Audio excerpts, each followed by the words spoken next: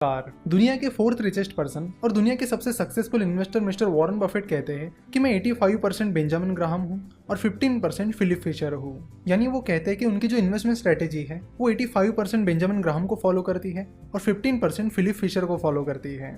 अगर mister Benjamin Graham की बात की जाए तो मिस्टर बेंजामिन ग्राहम ने वैल्यू इन्वेस्टिंग को फॉलो किया है और उन्होंने ही वैल्यू इन्वेस्टिंग को इन्वेंट भी किया है, इसलिए उन्हें फादर ऑफ वैल्यू इन्वेस्टिंग भी कहा जाता है। On the other hand mister Philip Fisher growth investing को फॉलो करते थे। तो in short mister Warren Buffett ये कहते हैं कि वो 85% वैल्यू इन्वेस्टिंग को फॉलो करते हैं और 15% ग्रोथ इन्वेस्टिंग को फॉलो करते हैं। तो इस वैल्यू इन्वेस्टिंग के कोर्स में हम आपको वैल्यू इन्वेस्टिंग और ग्रोथ इन्वेस्टिंग इन दो मेन इन्वेस्टमेंट मेथड्स के बारे में सिखाने वाले हैं। जब भी हम कोई चीज खरीदते हैं तो उस चीज को खरीदने के लिए हम जो अमाउंट पे करते हैं उसे प्राइस कहते हैं और उसके बदले में जो चीज़ हमें मिलती है उसे वैल्यू कहते हैं। तो अगर कोई भी चीज़ हम खरीद रहे हैं तो ज़रूरी है कि आपको ये पता करना होगा कि जितना आप पे कर रहे हो उसके बदले में आपको कितनी वैल्यू मिल रही है।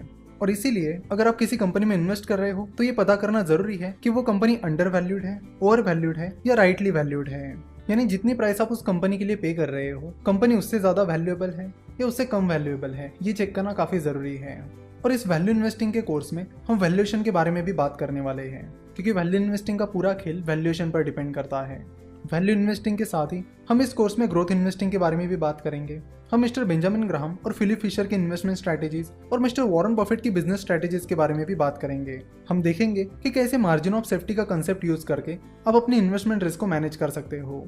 इन्वेस्टमेंट एक रिस्क और रिवॉर्ड का गेम है जिसमें रिस्क मैनेजमेंट बहुत इंपॉर्टेंट है और रिस्क मैनेजमेंट भी हम इस कोर्स में सीखने वाले हैं। तो वैल्यू इन्वेस्टिंग का ये कोर्स काफ़ी इंटरेस्टिंग है जिसे आप ज़रूर सब्सक्राइब कीजिए। नमस्कार, वैल्यू इन्वेस्टिंग कोर्स के इस पहले एपिसोड में आपका स्वागत है। तो आज के इस एपिसोड में हम बात करेंगे कि वैल्यू इन्वेस्टिंग क्या होती है, वो कैसे काम करती है और वो कैसे शुरू हुई। वैल्यू इन्वेस्टिंग को सबसे पहले मिस्टर बेंजामिन ग्राहम ने यूज करना शुरू किया था। मिस्टर बेंजामिन ग्राहम जाने माने stock market investor mister Warren Buffett के गुरु हैं। मिस्टर बेंजामिन ग्राहम ने 2 बुक्स लिखी हैं, इंटेलिजेंट इन्वेस्टर और सिक्योरिटी एनालिसिस, और इन दोनों बुक्स में उन्होंने वैल्यू इन्वेस्टिंग के बारे में काफ़ी बातें की है।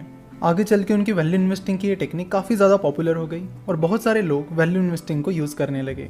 तो सबसे पहले देखते हैं कि ये वैल्यू इन्वेस्टिंग क्या होती है। वैल्यू इन्वेस्टिंग में उस शेयर के एक्चुअल वैल्यू को निकालने की कोशिश की जाती है। मिस्टर वॉरेन बफेट कहते हैं कि प्राइस इज वॉट यू पे and value is what you get. यानी आप जो पे कर रहे हो वो प्राइस है और उसके बदले में जो चीज़ आपको मिल रही है वो वैल्यू है। सो अगर आप किसी कंपनी में इन्वेस्ट कर रहे हो और उसके लिए जो आप पे कर रहे हो वो प्राइस है और उसके बदले में आपको जो मिलेगा वो वैल्यू है। तो हमेशा वैल्यू जो है वो आप जितनी प्राइस पे कर रहे हो उससे ज़्यादा होनी चाहिए। तो वैल्यू इन्वेस्टिंग की टेक्निक में सबसे पहले उस शेयर की एक्चुअल वैल्यू निकाली जाती है जिसे इंट्रिंसिक वैल्यू भी कहा जाता है। इस एक्चुअल वैल्यू यानी इंट्रिंसिक वैल्यू को निकालने के लिए आपको कुछ कैलकुलेशंस करने होते हैं और उस बिजनेस को समझना होता है। उसके बाद जो भी उस शेयर की एक्चुअल वैल्यू निकल कर आती है उस एक्चुअल वैल्यू को आपको उस शेयर के मार्केट प्राइस से कंपेयर करना होता है। सो अगर उस शेयर की वैल्यू उस शेयर की मार्केट प्राइस से काफ़ी ज़्यादा है तो माना जाएगा कि वो कंपनी अंडर वैल्यूड है। वही अगर उस शेयर की वैल्यू उसकी मार्केट प्राइस से काफ़ी ज़्यादा कम है तो माना जाएगा कि वो स्टॉक ओवर वैल्यूड है। तो वैल्यू इन्वेस्टर्स का मेन फोकस होता है कि अंडर वैल्यूड कंपनीज को ढूंढना और उनमें इन्वेस्ट करना।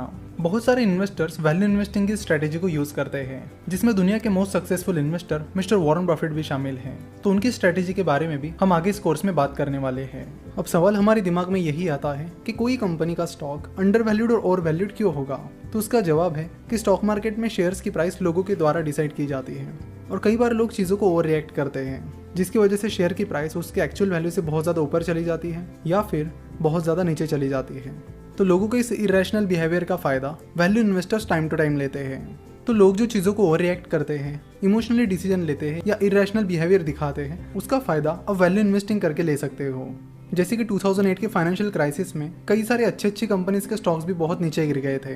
ऐसा नहीं था कि तब उन कंपनीज ने खराब परफॉर्म किया था, बल्कि तब लोगों ने ओवर रिएक्ट किया था और जो कंपनीज अच्छा परफॉर्म कर रही थी उनके शेयर्स भी लोग सेल कर रहे थे, जिसका फायदा उस टाइम कुछ इन्वेस्टर्स ने लिया। उन्होंने 2008 के फाइनेंशियल क्राइसिस के टाइम उन कंपनीज के शेयर्स खरीदे और उन्हें होल्ड करके रखा और फिर लॉन्ग टर्म में बहुत ज्यादा प्रॉफिट कमाया। चाहे वो successful investor mister Carlos Slim Helu हो या फिर मिस्टर वॉरेन बफेट हो, ये इन्वेस्टर्स ऐसे ही टाइम का इंतजार करते हैं जब कोई क्राइसिस आता है या फिर जब मार्केट बहुत ज़्यादा गिर जाता है और उस टाइम वो क्वालिटी कंपनीज को ग्रैब कर लेते हैं।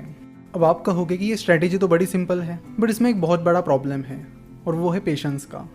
इस स्ट्रेटेजी को वही लोग अप्लाई कर पाते हैं जिनके पास पेशेंस है। जब किसी कंट्री में रिसेशन आ जाता है या फाइनेंशियल क्राइसिस आ जाता है तब लोगों के पास ज़्यादा पैसा नहीं बचता। सो अगर उन्हें कोई अच्छी इन्वेस्टमेंट अपॉर्चुनिटी भी दिखती है तो भी वो उसमें इन्वेस्ट नहीं कर पाते क्योंकि उनके पास उस टाइम पैसा नहीं होता। सो इसलिए ज़रूरी है कि आपको कुछ पैसा साइड में रखना चाहिए ऐसी सिचुएशंस का फ़ायदा लेने के लिए, क्योंकि अगर मार्केट बहुत ज़्यादा गिर जाता है या इकोनॉमी में रिसेशन आ जाता है तो आप उस चीज़ का फ़ायदा तभी उठा पाओगे जब आपके पास इन्वेस्ट करने के लिए पैसा रहेगा। तो ऐसा नहीं है कि वैल्यू इन्वेस्टिंग की ये स्ट्रेटेजी सिर्फ ग्रेट इन्वेस्टर्स को ही पता है, ये पता तो बहुत सारे लोगों को है, बस अप्लाई वही कर पाते हैं जिनके पास पेशेंस है, जिनके पास डिसिप्लिन है। और ये पेशेंस और डिसिप्लिन आपको पैसा सेव करने में भी मदद करेंगे। अब ज़्यादातर लोगों की प्रॉब्लम ये है कि जब वो बहुत सारा पैसा सेव कर लेते हैं तब उन्हें लगता है कि उन्हें तुरंत के तुरंत उन पैसों को इन्वेस्ट करना चाहिए, इसलिए वो तुरंत कंपनी ढूंढने लगते हैं और अपने पैसों को इन्वेस्ट करने लगते हैं और इस तरह अपनी जितनी भी सेविंग है उतनी पूरी इन्वेस्ट कर देते हैं। सो अगर उनके इन्वेस्टमेंट के बाद अगर रिसेशन आता है या मार्केट बहुत ज़्यादा गिर जाता है तो उस टाइम के लिए उनके पास कोई पैसा नहीं रहता है ताकि वो अच्छे फंडामेंटल वाले अंडर वैल्यूड कंपनीज में इन्वेस्ट कर सके। तो हमेशा कुछ पैसा साइड में रखिए ताकि आप ऐसे टाइम अच्छी फंडामेंटल वाली अंडर वैल्यूड कंपनीज में इन्वेस्ट कर सको। तो वैल्यू इन्वेस्टिंग में मेन सवाल यही है कि कंपनी की एक्चुअल वैल्यू कैसे ढूंढे और साथ ही अंडर वैल्यूड कंपनीज को कैसे ढूंढा जाए। तो उसके लिए अलग अलग मेथड्स हैं। कुछ मेथड्स में आपको कुछ फाइनेंशियल रेशियोज का इस्तेमाल करना होगा, तो कुछ मेथड्स में आपको कंपनी का क्वालिटेटिव और क्वांटिटेटिव एनालिसिस करना होगा और उसके बेसिस पर देखना होगा कि उस कंपनी के शेयर की एक्चुअल वैल्यू कितनी है। तो वैल्यूएशन निकालने के बहुत से अलग अलग तरीके हैं जिन्हें आने वाले एपिसोड्स में हम कवर करने वाले हैं। तो आशा करता हूँ कि आज के एपिसोड में आपको पता चल गया होगा कि वैल्यू इन्वेस्टिंग क्या होती है और लोगों के इरेशनल बिहेवियर का और ओवर रिएक्शन का फायदा आप कैसे ले सकते हो। नेक्स्ट एपिसोड में हम अंडर वैल्यूड कंपनीज को ढूंढने का एक तरीका देखने वाले हैं जो कि काफ़ी इंटरेस्टिंग है। सो मिलते हैं नेक्स्ट एपिसोड में। वीडियो देखने के लिए और हमारे साथ जुड़े रहने के लिए आपका बहुत बहुत धन्यवाद।